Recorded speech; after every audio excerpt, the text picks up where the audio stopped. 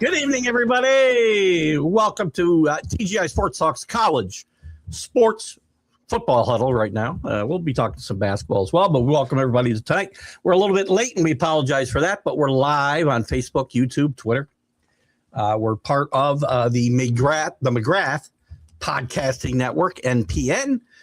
For short, you just saw a lot of the shows that will be airing, and there will be more added as we go forward, I'm sure.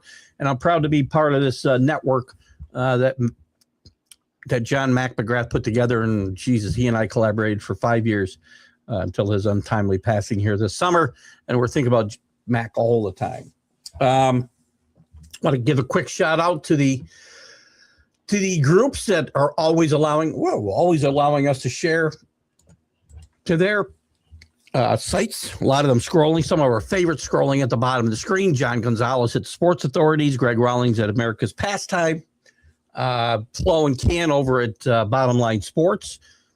Let's Talk Sports, speaking of great sports networks, I was part of at one point with the late, great Dan Harris, DDH, thumbs up. But Tanner and his crew are still doing a great job over there. We still have a great relationship, and very happy that they allow us to share our show there as well. Ken Krause over at Golf Bud Sports of All Sorts. And a quick shout out to Ralph Williams over at RW Media. Ralph does some great stuff out of Ocean City, Maryland. Pittsburgh Focus National Footprint, specifically the Sports Corner on Tuesdays from 4 to 6 p.m. Eastern. Been a guest there a few times. Always enjoy my time with Ralph and Smoking Jim Frazier. Oh, guys, we got a lot to talk about today. We can review the quarterfinals of the NCAA football playoff. We got two big semifinal games starting tomorrow night. Thursday and Friday are the semifinals leading up to the final on the 18th, I believe, of January. And go Hurricanes. That's all I can say. We're excited about the U's success so far in this tournament. Two huge wins, but some great storylines here. Ole Miss with a big win over Georgia, and it appears that all the coaches that will be going to LSU will be staying through the playoff run now, whether it's this week or through the 18th. Indiana, Oregon, you've got just a tremendous story of the Kurt Cignetti led Indiana Hoosiers, who are in uncharted territory for this program. This is an irrelevant football program for a century, and for pretty much for a century, and he's done a tremendous job there. And then the Oregon Ducks, who have had lots of great teams, lots of opportunities, and never have gone out and gotten that golden ring. So we'll see how that goes for them. And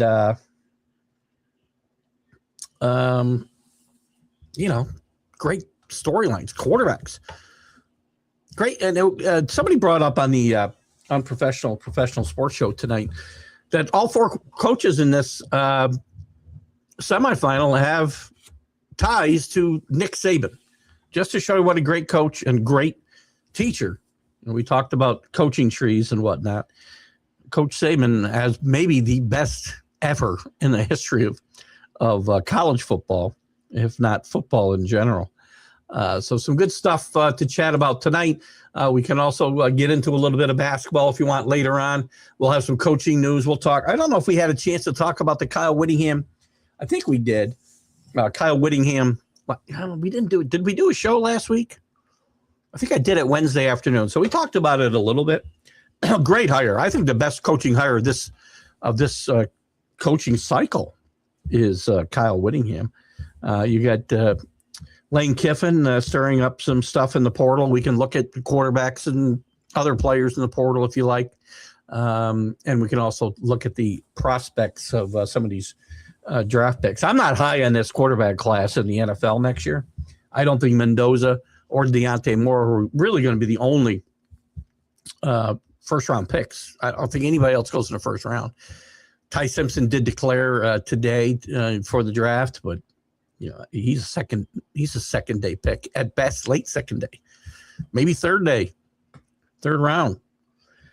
Well, I guess he'd be picked in day 2 if he was in the third round, but a day 2 pick. And nobody else sets the world on fire here when it comes to quarterbacks. So if Arch Manning were coming out, he'd be the number 1 pick. The big stories, of course, are going to be the matchups tomorrow. I like what Miami has done to get to this point. They have done. I laid it out for you here on a week ago on Monday on the Jack and Keith Weekend Playbook. Again on the college football huddle. Again, I'm no great football guru. I watch the games. I pay attention. What I'm about to tell you, I said what needed to happen.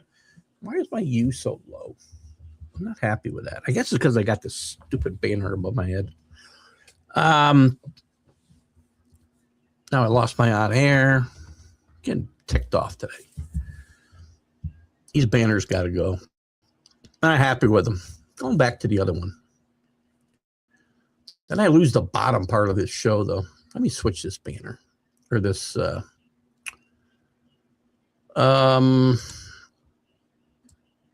Bear with me 1 second while I screw all this up, if you would. Thank you very much for your patience. Somewhere here, I've got a banner on the bottom. I think it's this one. Yeah, that's better, isn't it? Isn't that better? All right. Anyway, I don't know why I got into that. I said here last week, and I knew at the time part of this was my head and not my heart, but I gave you the blueprint. And listen, this is not any great rocket science. I'm not pretending that it is. I'm not pretending it's anything other than what it was. Rush the quarterback and run the football. And they put pressure on, saying right and left. Same thing they did with Reed 2 weeks ago for Texas A&M. Very similar blueprint. Run the football. They didn't run it quite as well as they ran against Texas A&M, but this was a team nobody was running the football on. And I said that Ohio State's resume was not that impressive. So one really good team, they beat Texas, first game of the season. So they beat 2 really good teams. Notre Dame is better than either one of the 2 teams that Ohio State beat, in my mind. They're good teams. And I'm giving you I got an awful scratch in my throat. I think I've given you probably too much credit for having 2 good wins. The second really good team they played was Indiana, and they lost.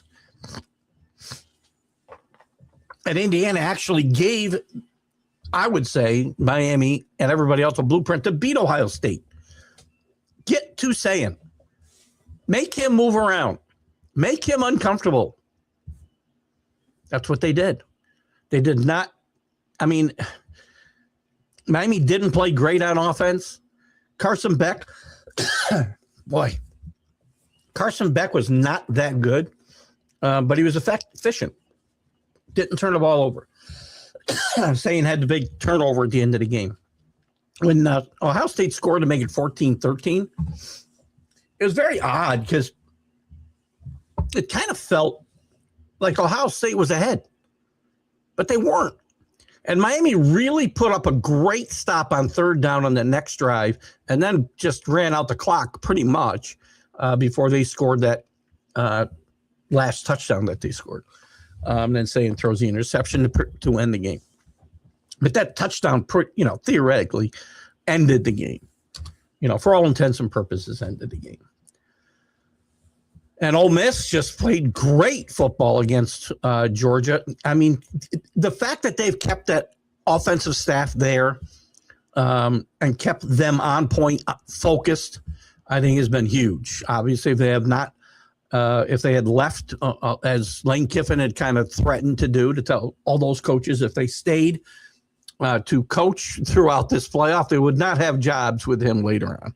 He backed off that later on smartly because Lane Kiffin stands to make almost $2 million if Ole Miss wins this national championship. He's already made $750,000 on the first two games. So he's got some incentive to send guys back. Plus, they get to talk to players about, well, they shouldn't be, but they get to talk to them about moving potentially to LSU after this is all over. We got a few comments here. Let's check and see who's with us. Can's with us. Hello, Can. Can, as I mentioned, from Bottom Line Sports. He and Flo do a great job over there.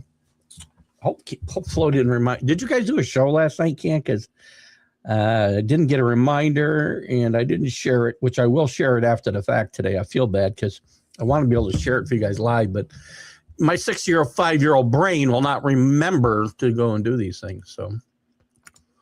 But good to have you with us. Great stuff. Sunday evening love from the bottom line. You guys do a great job. Great to see you guys back. Chris F. Grave, our Canadian correspondent, is with us. Happy birthdays to Jabby. By the way, Chris was on top of his game on the Sunday Stream of Consciousness this weekend. Man, oh, man, oh, man. Chris had a rolling. Anyway, happy birthday to Jabby Andrews. He'd be 133 today. That'd be some kind of record. Came out of Texas, El Paso, UTEP, formerly known as Texas Western, when Don Haskins was the coach there and coached them to the NCAA final in 1966 against the all-white Kentucky team. And Don Haskins, through really dumb luck, not him making any statement, was the first coach to put 5 black starters out on the court at the same time. And, he said afterwards, I didn't know what people are making such a big deal about because I really didn't even know what it was happening. That program also produced 330-ton Will Hernandez. Fiesta Bowl. Yes. The Fiesta Bowl is the semifinal with Miami and Ole Miss, and the Peach Bowl in Atlanta will host at Indiana and Oregon on Friday night. Listen, I know I'm a bit biased. That's why my hands keep going like this. But I see you winning this game against Ole Miss and matching up against Indiana because I don't see any way Oregon beats Indiana. And by the way, Dan Lanning, who I have ranked like the 3rd best coach of the 8 that were left last week, he's dropping in my rankings and was dropping as the game went on against Texas Tech because his defense is controlling the game, or Texas Tech is just totally inept on offense, or both. And for some reason, he continues to go for it on 4th down and leaving points on the field. I mean, he kept that game like a 14-7? I think it was 14-7 or 13-7, 13-6. Maybe it's 13-6. And early in the 3rd quarter, and Texas Tech took the ball inside the 5. Could have tied that game. Momentum could have changed tremendously. He left about 9 points on the field.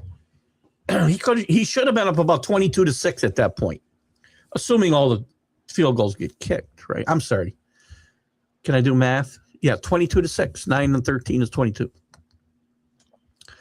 Not really great game management there out of Dan Lanning. I'm sorry. The comments got made. He trusts his defense.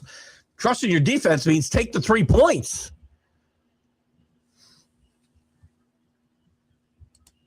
Anyway, Ken likes Ole Miss Cinderella story. A lot of people do. And, a lot of people obviously ragging on Lane Kiffin. Lane Kiffin smells like a rose no matter what happens here. He's already gotten $750,000 for them winning the first 2 games. If they win, if they lose, let's say first, I mean, it's because, oh, geez, they didn't have their head coach. If they win, it's going to be, well, it was his system and his players that he recruited. Lane Kiffin, other than the narrative he tried to put out there when he left, isn't the real villain here. I mean, he is because of trying to put it all on Mississippi and, you know, he wanted to coach and blah, blah, blah. That was never going to happen. The real villain here is the NCAA for not fixing the calendar. That is just ridiculous. It has to be done. You can't have these playoffs going to January 18th and have players and coaches who are able to move around because of, I mean, I think there needs to be a transfer window for coaches, by the way, as well as players. And it's got to be later than January 2nd, by the way, when you're not when you've got games being played until the 18th. There's players that are leaving these 4 teams that are already in the playoff or still in the playoff as we speak. Now, not anybody of significance, not to, you know, put them down at all, but Miami lost 2 players that aren't really playing, so that's not a huge deal. But you can't. The calendar's got to change. The early declaration for recruits can't be December 3rd. The portal can't open on January 2nd. It's all got to get moved back. And stop telling me about the semester starts here and you got to get them enrolled. And this is a multi-billion-dollar sports. They find a way to get kids who can't even read and write degrees, or get them at least keep them academically eligible. I'm sure they can find a way to get them registered a couple of days late. It's annoying. Reason he says Ole Miss, they're thriving in adversity. Listen, I have to give them credit. They've played great, Ken. And I really believe that, you know, I'm a big destiny kind of guy, and this team could be a team of destiny. Pete Golding would, I mean, this is the only thing I've talked about this a few times, right? On a college level, the only thing, and we might get into some college basketball before we wrap up tonight. We'll see. Just to take a look at, we got to start transitioning because, you know, we'll run out of football to talk about here in a couple of weeks, other than the portal and stuff off the field. The only thing that really I can compare to this, and it's a little bit different but similar, the Michigan team, and I want to say 1989, I want to say the Michigan Wolverine team, Bill Frieder accepted a job at Arizona State just before the NCAA tournament. Planned on coaching the Michigan team through the tournament, and the university said, no, thank you. You can go to Arizona now. And Steve Fisher took over and led that team to the national championship. Very similar logistics to what we're looking at here with Ole Miss. It's the only parallel I can find anywhere in sports if they were to win. There's been other situations where coaches have taken over, but none where they were in the running for a national championship. Never. Coaches have left and not coached in bowl games, in big bowl games. You know, Brian Kelly had taken Cincinnati to the Sugar Bowl when he took the Notre Dame job and bypassed it. But it wasn't for the national championship. So, yes, it's a great story. And listen, you got to give credit to the coaches. Pete Golding's got to get some credit. The coaches that are trying to do 2 jobs at once have got to get some credit. And the players themselves have got to have some credit for not letting this distraction get in the way. They've been playing tremendous football. But these are both teams with really strong momentum. This is going to be a great matchup. And I think it's going to be a really close game. I just think that Miami defense is going to be the difference. It's been the difference in both their games. You got 2 first-round draft picks on that defensive line at the bookend and the ends. I think that will be the difference in this game. What would be the quintessential college football beer? Well, we know the soda is Dr. Pepper. Light beer or ice beer. There's no ice beer here anymore in these states, by the way. Chris, it's a great point because ice beer we stole from the Canadians, and ice beer was huge. I was in the beer business before I was in the business I just retired from. I was in my last job 23 years, but I spent 22 or 3 years in the beer business before that. And I will tell you that we stole ice beer from the Canadians, and it was a big hit for about 5 years. And I don't think they've sold any ice beer. Maybe I'm wrong. But I don't see it in the stores. They don't sell ice beer. At least Molson Ice was the first one that we had, by the way, here in these states. But I don't think ice would be it. Keystone has the whole scene locked down. Keystone is made by the Coors Brewing Company, by the way. I'm going to say, look at Miller Lite, Fit Sports. Go back to when I was a teenager and they were making the great Miller Lite commercials. Let's just stick with Miller Lite. How about that? Good question, though, Chris. You're going to run this week? Does that mean next week or this week? Let me know when it is and we'll take care of it. Dan Lanning is Saban product. So is Signetti. So is Pete Golding, well, Lanning, so is Kiffin. I don't know about Pete Golding, but so is Mario Cristobal. Why do I keep wanting to call him Marco? My boy Marco Rubio won't get out of the news. That's probably why. Canadian football. It's former American football draft picks ahoy for the upcoming Toronto Argonauts roster. You know, we talked about this, I think, on the college football huddle not long ago, Chris. And, you know, there was a time where there was a lot of guys. Let me just put myself on mute here for a second. There was a lot of from the U.S. to play in Canada. And I had a lot more interest in the Canadian Football League then.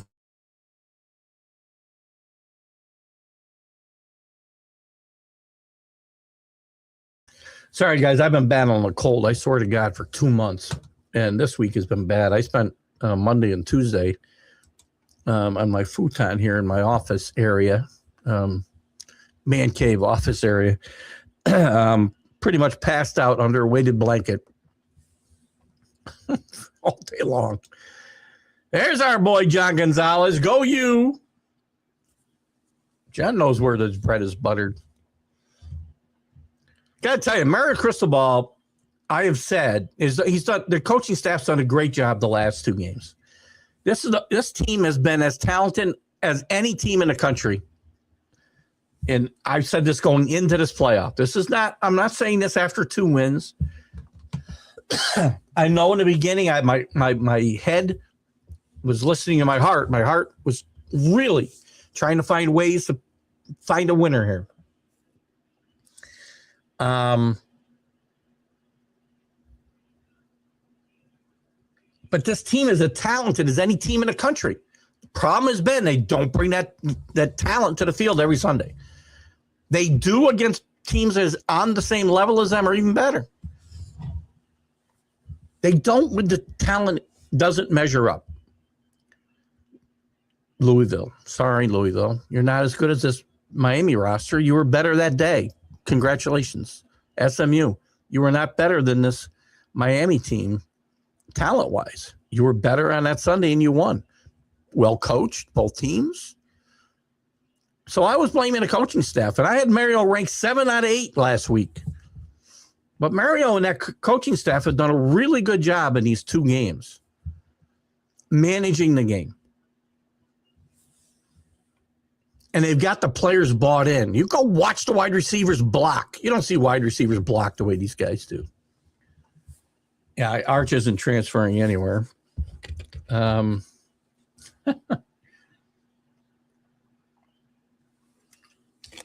You know, don't be surprised, though. There's a lot of guys in the portal, John. The kid from Washington, Lane Kiffin's trying to wrap up. I can't get my, there we go. Where is my, I had the, here it is. Oh, that's the portal. Not the portal. Sam Levitt's out there yet. I did see him tied to, where did I see him tied to? He's been talked to about LSU a lot. Sorsby already committed to Texas Tech. Great job by Texas Tech bringing this kid in. Messmacher is going already to OSU. They're the top three guys. Cam Coleman from Auburn. He is not a quarterback. Hello. I'm looking at the quarterbacks. Oh, Damon Williams from UW, also tied to LSU, but he's not going to bring both Sam Levitt and Williams in there. So let's maybe Miami gets involved in this. Listen, when it comes to money, one thing I can tell you, DJ Langway is another guy that could be a possibility to stay in the state of Florida. By the way, they're going to spend the money. The guy I don't really want to see is Dylan Riolia from Nebraska. Not sure he's going to really fit in South Florida. We'll see. I'm tired of watching his Patrick Mahomes imitation, by the way. Deuce Knight again from Auburn. They've got two quarterbacks in the portal. Jackson Arnold, I believe, is in the portal as well. Not a guy I'm interested in, just making note. A couple of guys that have already moved. I'm looking for more quarterbacks that have not moved yet. And might be a little under radar. Bracco Becht is our, no surprise, quarterbacks following their coaches to their new jobs, and Beck and what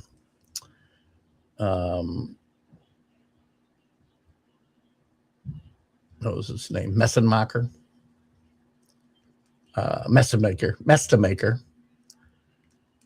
So anyway, there's a couple guys out there that Miami will be taking a look at. And make no mistake, man, this team's not afraid to spend money. They're probably one of the richest consortiums out there when it comes to NIL money. And they spend as much or more than anybody, not just on football. I'm not saying they spend as much on football than everybody. Their entire sports programs altogether. You know, John, I would not be against DJ Langley making that move from Gainesville to Miami. Toronto University program is titled Varsity Blue. Great movie, by the way. It's been around since the 1830s. Chris bringing it to us. Rolling Stone. Rolling Rock is the king of all beers. Who brings that? Is that Flo? Flo, how much Rolling Rock you getting down there in Texas? Come on.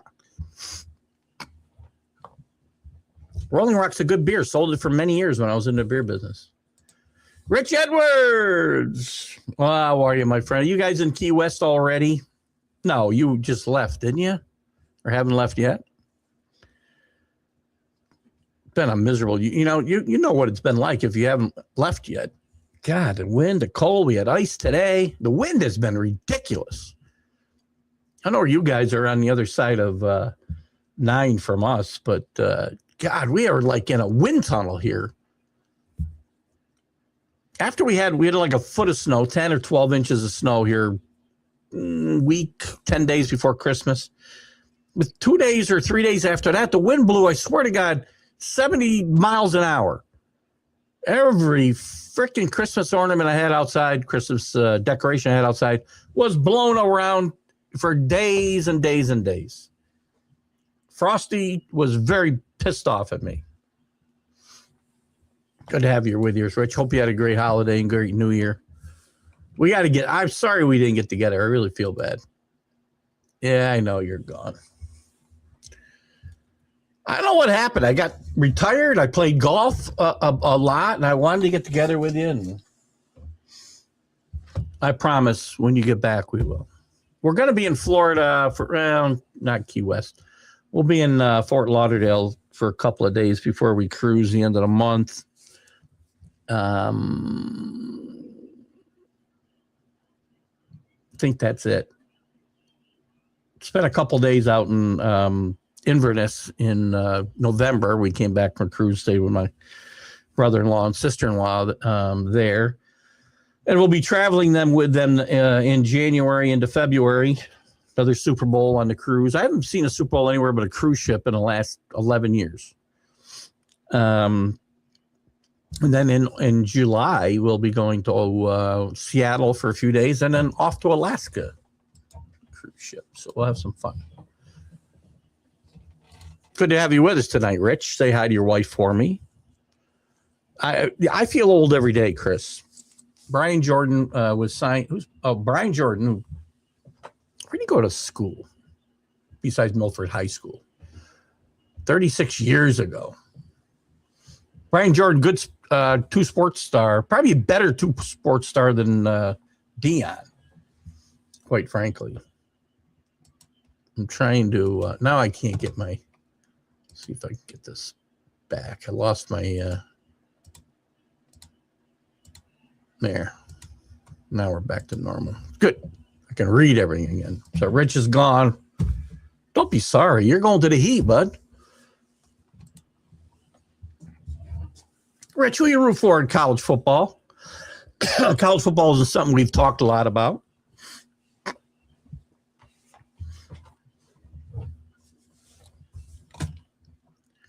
What else is going on in the portal? Where'd John Gonzalez go? I want to know what he thinks about my DJ Langway. We need somebody to replace Carson Beck. The $4 million man is going to graduate after we win this championship. By the way, after beating Texas A&M, I did go make a fairly large wager on the Hurricanes to win the national championship, plus $2,200. Got it 2 times. C-note 2 times, so it's $4,400 victory for me. As well as the Patriots to win the Super Bowl, by the way. We'll see. One of those pays off. I'll be very happy. I can cash that Miami ticket in now for, let's see, I said it's 200. Right now it's 400. I can cash that in right now for like $800, I think. If I'm doing my math right. I think I can oh wait. Yeah, I think I can cash that in for like 800. Maybe I should take my money and run now. Rich is a Notre Dame fan. By the way, so Notre Dame and Marcus Freeman signed an extension there. That's big news since we've probably gotten together on this show. Keeps them out of the mouths of NFL GMs for at least another year, if you will. These coaches are these contracts are written in basically on paper towels now. We can just rip them up anytime we want, pay money and go away. But Marcus Freeman's a really good coach and a classy coach. And when all the vitriol was going down about, Notre Dame not making it, Miami making it, the teams Notre Dame should have been mad at, not the ACC and not Miami. They should have been mad at Alabama, and they should have been mad at what happened to my someone off on my lights here. They should have been mad at Alabama and Oklahoma and the SEC. Those two teams did not deserve to be there. But while the GM was going scorched earth on the NCAA, who doesn't have anything to do with the selections, by the way, it's the conferences that run the playoff. It is not the NCAA. It's on the ACC and everybody, and they could. I mean, what are they supposed to do? Notre Dame doesn't want to play in a league, but they want the league to advocate for them to be in a playoff and not their best representative in Miami. It doesn't work that way. You wanted everything that came with being an independent. This is one thing that comes with it. You don't have a conference to advocate for you. But anyway, I regress. So the GM, he was the pit bull, and he was the one going scorched earth on everybody. Marcus Freeman pretty much stayed above the fray here. And I think it was up to Marcus Freeman. They'd have played in a bowl game, which they most likely would have played BYU. And I think it would have been a good bowl matchup. In a season with crappy bowl matchups other than the playoff. I mean, there was very few interesting games out there. Texas and Michigan, interesting matchup. Arch Manning with a really nice game. But otherwise, it was just a blah. I didn't bet one bowl game other than playoff games. I feel like I've gotten darker. I got no lights went out here. Oh, I know what's happening here. I think I lost my I think I'm losing my my front light here. That's what's happening. That's why it's getting darker in here. I'll have to fix that again. You know what happens is it gets loses charge sometimes. So anyway, I digress. What's university scene in football in Vegas? Are they the rum? Sure they are. They're the rum rebels in every sport. And they played pretty well this year. They had 2 losses. Dan Mullen's first year out in Vegas. They were my pick to make the playoff out of the group of 5 selections. That didn't happen, of course. I wonder if it's just because all of a sudden my picture is bigger because I cannot get the computer to keep the consistent view here. Everything's got a mind of its own today. I really need to stop really berating the computers and the AIs and whatnot, because they're when they take over, I'm gonna be the first to go. I can tell you right now. I think this thing has gotten unplugged again. Bear with me one second, guys. Where is this thing? That's what I thought. I think I've got a frayed wire, which is affecting the battery on my light. I got a new one, though. We won't replace it now. This is nothing but like professional, top-notch professional production here tonight, right? We came on late. Hello, Paul Spada. His Ducks are not going to get it done this week. I know you missed my original predictions. I think Indiana's too well-rounded a team. Although the only place I see they have an edge is quarterback. I do think Dante Moore is better than Fernando Mendoza. Why does this look wrong? I'm having a lot of issues here today.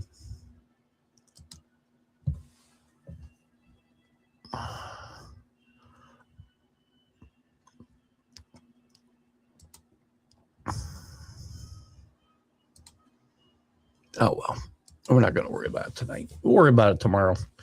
We got a strange light shining on the side of my head. I have no idea why.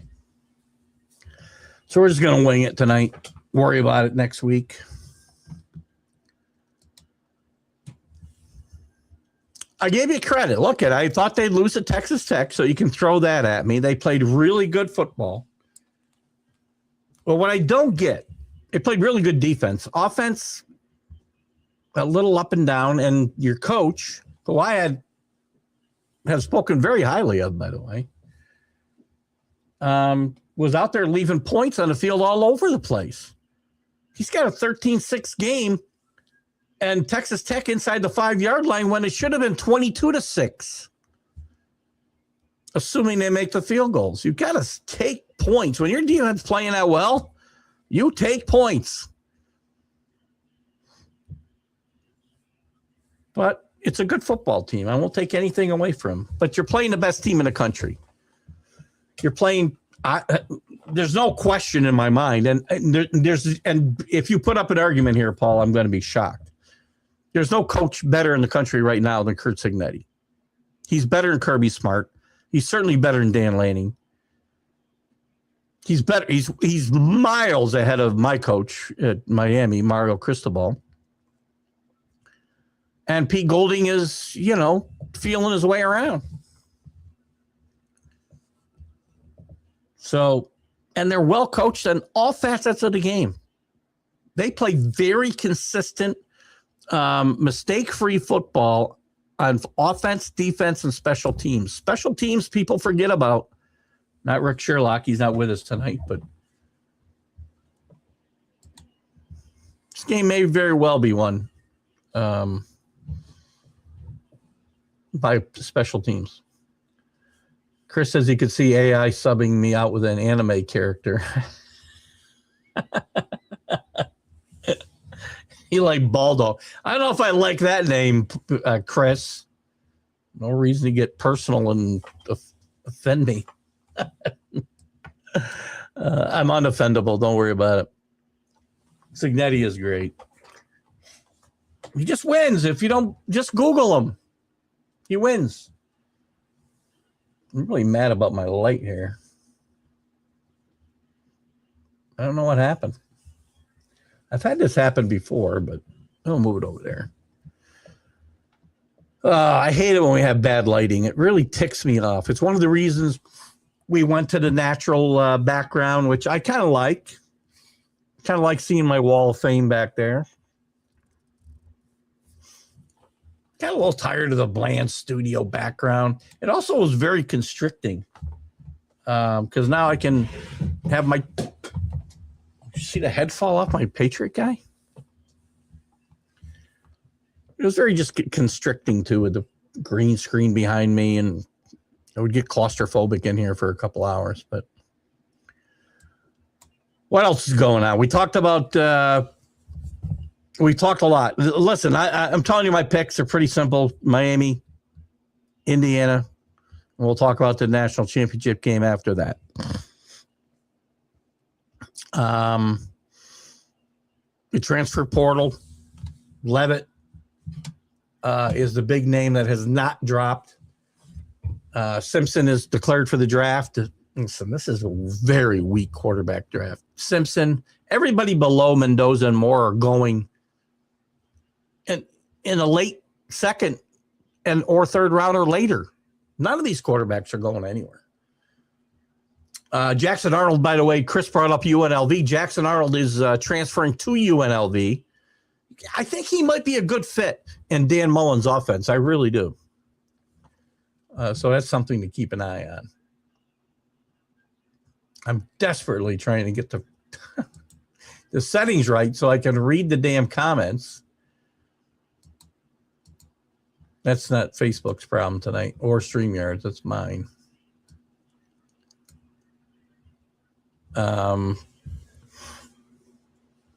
What else is going on? Caleb Downs has declared for the NFL draft out of Ohio State. No big surprise there.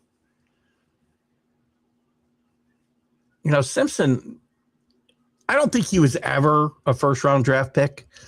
And he played really hurt, really banged up. They got killed by Indiana last week. He didn't play well. He ended up getting taken out of the game. But he had the crap beat out of him for the 2 or 3 games before that. I admire the kid's toughness, but not going to make a difference on the next level.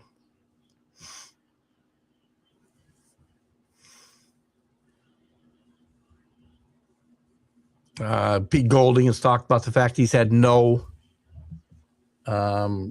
are no messages in the post Kiffin wins. It's just the team going out and winning. They're not trying to send a message to Lane Kiffin or anybody else. And Lane Kiffin, by the way, he's laughing all the way to the bank, guys. He gets paid every time they win. He gets paid. He stands to make close to $2 million if they win the national championship. He doesn't want them to lose. He comes out smelling like a winner no matter what he does.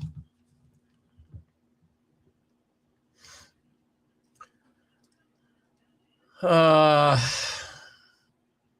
Miss did hire a new defensive coordinator too, by the way. Pete Golding was the defensive coordinator. They hired Patrick Toney, former Arizona Cardinals defensive backs coach. BYU, who lost their defensive coordinator, promoted from within. Papinga. And I talked about the portal and DeMond Williams Jr. to transfer from Washington. He's got a contract, man. This is what's going to start happening now. And you're going to start seeing buyout written into these NIL deals. Because here he is. He's going to get sued. He's leaving. But he's got a contract. Just days ago, he signed to return to the Huskies for 2026. He put pen to paper that said he would be there, and it was in the mid $4 million range. And now he's back in the portal talking to LSU.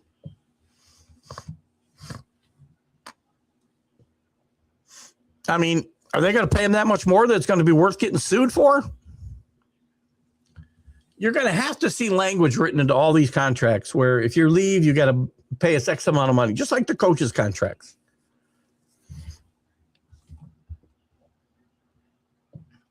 Pretty good quarterback, by the way. I would think Miami and LSU would be in the running for this kid if he decided to leave, if they want to worry about lawsuits and whatever else you want to talk about. So,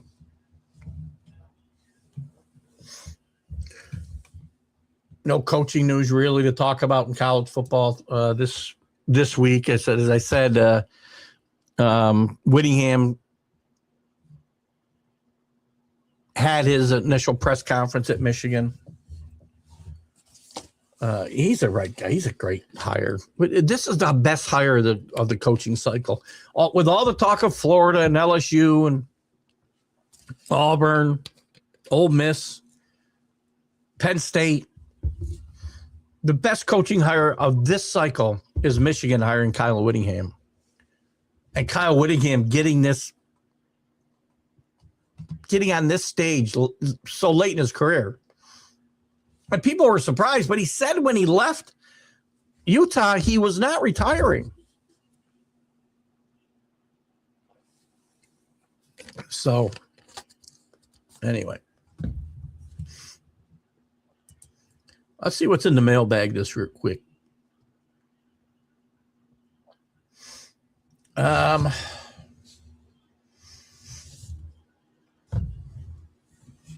Is the SEC the power it used to be? The SEC has looked really bad, other than Ole Miss. They have not looked good in this tournament. Neither's the Big Ten. They've got two teams there, though. But the second best team was knocked out by the ACC non-champion. But the SEC, went in there with Oklahoma, Alabama, Georgia, Ole Miss, and all but almost has gone home. And the other bowl games are like 2-7 when not facing each other. Maybe the SEC isn't the power. I think it's the Big Ten that's really wielding the power now. What was this comment you put up here, Chris? Chris is pretty excited about the potential of Gunnar Rivers. Listen, it looked like Phillip was going to play in the NFL longer than Gunnar. Gunnar is one of the higher recruited kids. I don't think he comes into play until next year. I think is he a junior? I think he's a junior, Chris.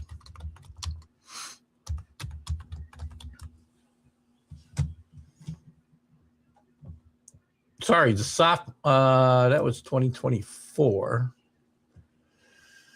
Oh, let's see. He's a class of 27. So he will be playing in 2 years in college. The schools.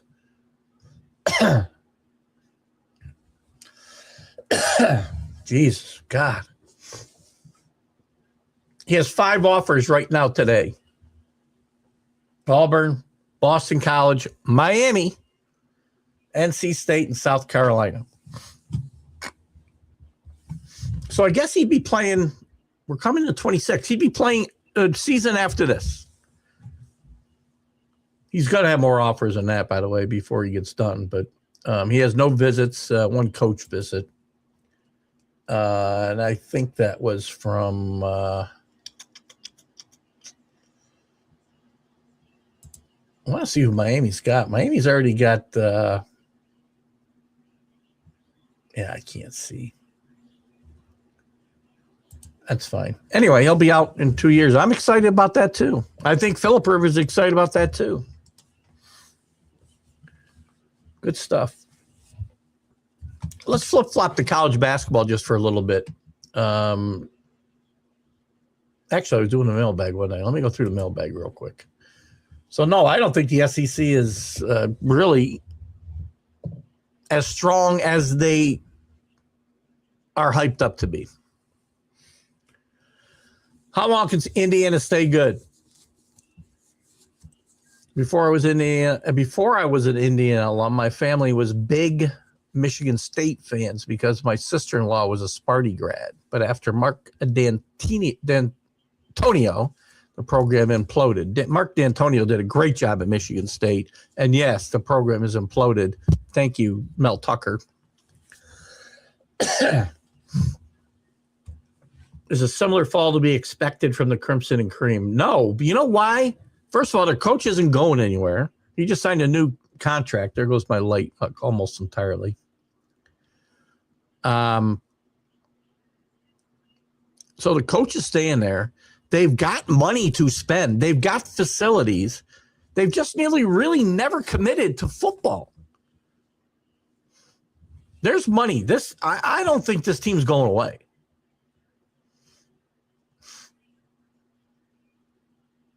I mean, he's able to recruit well. He's able to recruit well both in true recruits and the portal. See the light flashing. And that's what roster building looks like. And he's building for the future. He's already got some really good kids coming in the portal. So I think Indiana's around for the long haul. How competent does the committee look now? They spent a month telling us Miami was borderline. At best. Or not in. Now they're in a semifinal. A couple that with Miami getting in with a 3-loss team, and they got completely destroyed. Now, in their defense, they did win a game.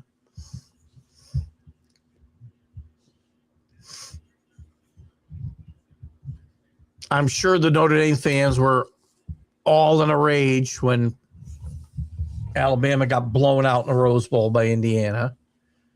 But you can't ignore the fact that they had to win a game to get there. All that said, though, the committee didn't do a good job. And again, partly because they tie their own hands. Do you want the 12 best teams, or do you want to give a chance to teams that don't deserve to be there? Like Tulane. If you want to let the Tulanes and the James Madisons of the world in, I'm fine with that.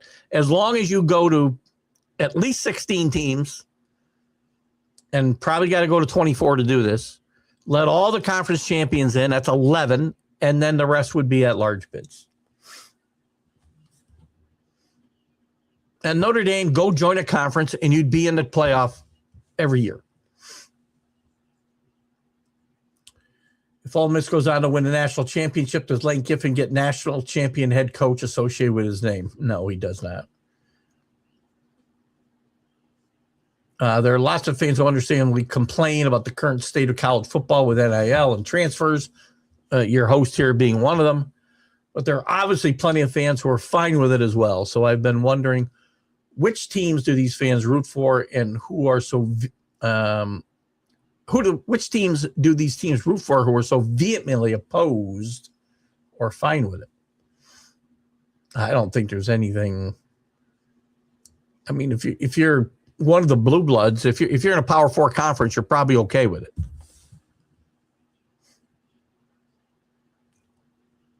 I've been proposing for years that players who transfer are required to reimburse schools. They leave a certain amount to reflect the sunk costs. That's just what I was talking about with buyouts, right? The House settlement payments put the idea on better legal footing. This is true. Are you hearing that UGA will have experts lined up in litigation against Damon Williams to justify his position along these lines? A lot of lawsuits going on. Wisconsin and Miami are involved in a lawsuit. Washington now maybe in a lawsuit with their quarterback in LSU or wherever he might go. Georgia and Damon Wilson, as we just said, he left when he had a legal contract to stay. Again, you're going to, and you may see them file damages too. Besides, if this stays in the courts, right, and we don't put something into contracts, I'm not a legal expert. I'm married to, I sleep next to a lawyer every night. That's the extent of my legal expertise. And I've seen every episode of Perry Mason about 27 times.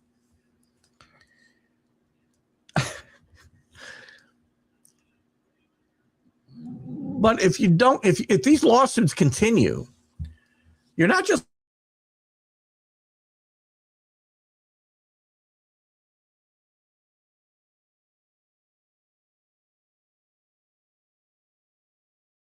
sorry, Mike got muted. You're not just going to see these teams get reimbursed in lawsuits. You're going to start seeing damages being awarded and asked for, right? If you got a kid, you're in the portal, let's say. Damon Washington's a perfect example. Or Damon Williams at Washington is a perfect example. He says 3 days ago that he's staying and he's signed for $4 million. Well, they don't go out and fortify the quarterback situation. Well, if he were to leave and they weren't able to get themselves a comparable quarterback to replace him, theoretically, I would think they could sue not only for the $4 million that they may have paid him, but damages. Damages. I'm sure the $4 million is not going to be a problem. But there's a lot of money involved in getting to a playoff. I would think if these things continue to go to courts, you'll see damages being awarded sooner or later. In 2024, Indiana came out of nowhere to make the playoff, but then got outclassed once they got there. This year, the Hoosiers got a top quarterback in Mendoza, the Heisman winner, and are back and better than ever. With Texas Tech getting Brendan Sorsby, who we talked about the other day from Cincinnati, second-rated quarterback in the transfer portal behind Leavitt. Could you see the Red Raiders making a similar jump? See, I don't know. I mean, the quarterback situation was a big problem for Texas Tech in their playoff game. But their defense is really good. Their offensive line, defensive lines were really, really good for most of the season, and they dominated in the trenches, especially on the defensive side of the football, where Indiana did not. So it wasn't just Curtis Rourke turning into Mendoza this year and having a Heisman quarterback. They were 11-2, but they didn't have the explosiveness they had on offense, and they didn't have the big bodies in the trenches that they have this year. That's, to me, the big difference. Quarterback's a big difference. Explosiveness on the offense because of the big bodies on the offensive line, protecting the quarterback, letting them get the ball down the field more, running game, blah, blah, blah. Was Nebraska's decision to extend Matt Rhule a mistake in hindsight? Would Nebraska have struggled to find a replacement in this year's comp? Yes, Nebraska wouldn't have been. I don't think Matt Rhule would not have got fired this year, no matter if he signed an extension or not. The season wasn't that bad. His quarterback got hurt. He had injuries. And they did improve. They didn't win enough games, but they did improve, I think. I think Matt Rhule's on the clock now. But he wouldn't have got fired this year anyway. And if he had, yes, I got a feeling that they would have had trouble finding a top-notch coach.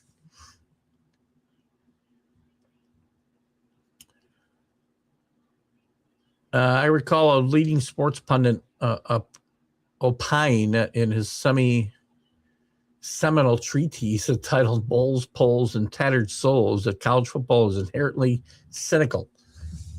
I imagine that some, perhaps even the pundit himself, wondered whether it was still true in the modern game, but I also imagine that the current season reinforces the original argument.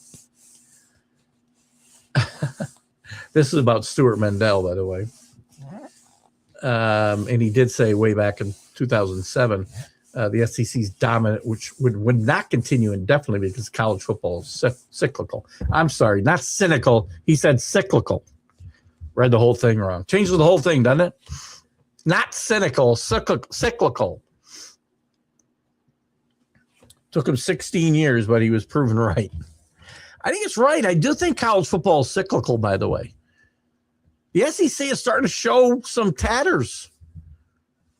Yes, they've dominated for the past decade and a half, but the Big Ten is starting to look like, with Ohio State's year after year presence, even some failures in there, with Oregon now in that yearly chase for the title.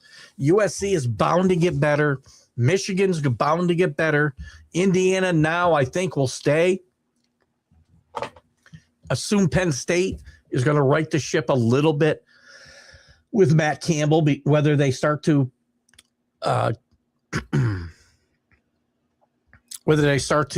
actually challenge for national championships, maybe a bit premature, but you know, Penn State's not going away. They're not going to continue to have years like they had this year. I think momentum is moved to the Big Ten. And I think you're going to see better. I think Notre Dame is going to be joining a conference. I really do. And to me, it doesn't make much sense for them to go to Big Ten when there's already 18 teams there. They would be a huge feather in the cap for the Big 12, who I think is a better chance to get in than the ACC. The ACC had their foot on the throat of Notre Dame back during 2020 COVID, when Notre Dame could not find a schedule. And they asked to be a full member of the league. They have an affiliation with them now where they play 4 or 5 teams every year. But they needed a place. They needed a league. And the ACC let them come in and play in the league, and they won the championship, the league championship, the only year they played in it. But at that point, I would have said, if I was the ACC commissioner, I would have said, sure, we'll welcome you with open arms for 2020 and beyond. Notre Dame would have either had to punt the season, which I do not think they could afford to do, or accepted their terms. They blew it. But I think Notre Dame's going to have to join a league eventually just to be able to schedule. Because again, and maybe it won't matter, because maybe in 5 years when it really push comes to shove for Notre Dame, maybe then we've got a super league and it won't matter anymore. Because there won't be a Big Ten, there won't be an SEC, there won't be a Big 12. There'll be one big conference with 48 teams or 60 teams. And we'll have conferences like we have in the NFL. It's coming, just a matter of when. 5 years, 10 years. We might as well get used to it. So, in any event, the big men's basketball. Let's take a quick look at men's basketball. We're gonna take a conference play is now in full force, I guess. I mean, everybody's got a game played or 2 or 3, but we'll look at the rankings right now real quick.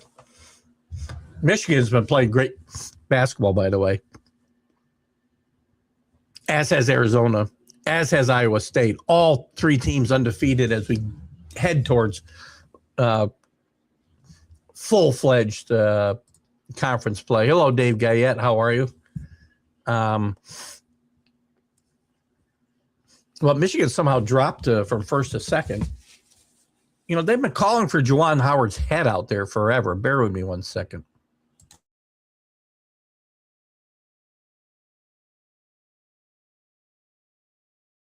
Jeez, this is cold. Arizona and Washington split the first place votes in the AP poll, 32 to 29. So it's very close. It's a 1 point advantage for Arizona in first place. Arizona State comes in third. UConn at 14-1 is fourth. Purdue 13-1. Duke 13-1. Nice win the other night on the road at Louisville for Duke. Came back and won that game. Houston once again 13-1. They're seventh. Gonzaga back in the top 10 at 8 after a tough year last year. BYU at 13-1. Nebraska still undefeated. We've seen this with Nebraska and some other teams in other seasons prior to conference play, run off great non-conference schedules. Nebraska's 14-0. Who's Nebraska played? They've beaten West Georgia, FIU, Mid-Eastern, Oklahoma. That's a nice win. New Mexico, Kansas State, Winthrop, SC, South Carolina Upstate, Creighton. That's a nice win. Wisconsin, that's not a bad win. Illinois, not a bad win. North Dakota, New Hampshire, Michigan State, and Ohio State. There's some cupcakes in there, but they also beat some really, really good basketball teams. Nebraska's for real. Vanderbilt 14-0. Michigan State at 14. I'm sorry, it's at 12. Alabama at 13. Texas Tech, Arkansas round out the top 15. Illinois, Carolina, Georgia, Iowa, and Louisville 15-20, 16-20. Tennessee, Kansas, Virginia, SMU, and UCF round out the top 25. Teams that fell out this week: Florida, USC. Villanova is just short of getting in the top 25 at 127 votes. UCF was at 132. Some interesting names in there. SMU back. First time since Larry Brown coached them a decade ago. UCF playing good football. Johnny Dawkins on a hot seat there at UCF. Off to a really good start. Virginia starting to recover post Tony Bennett's tenure. Kansas, not used to seeing them down in the low 20s. Or Tennessee in the low 20s. Iowa post Fran McCaffrey back in the top 20. It's going to be an interesting race here.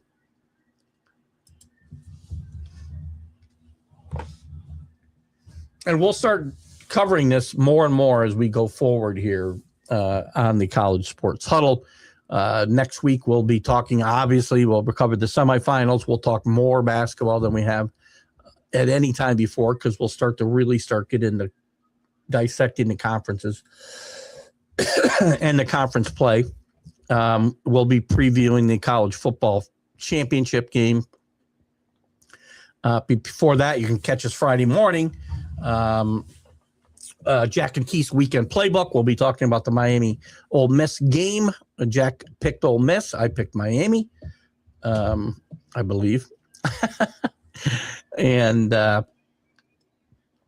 we'll also make our picks for the other semifinal game, along with whatever else is going on in sports. We got the NFL playoffs. We got a lot of stuff going on in sports, and we'll look forward to seeing you guys on the flip side. We'll see you next week at 7 p.m. Eastern. I'll try to be on time. We went a little long on the professional sports show. I'm done with the flashing lights. It's giving me an epileptic fit. I'll see you guys next week. Keith Engle for TGI Sports Huddle. Bye-bye.